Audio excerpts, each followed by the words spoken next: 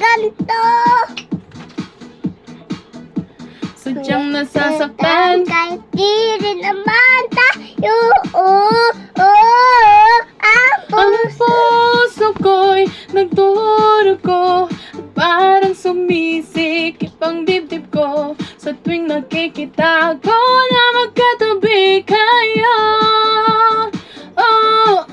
Kahit di naman tayong dalawa ay lagi na lang Lang pinagsasalo sa bakit ba siya at bakit di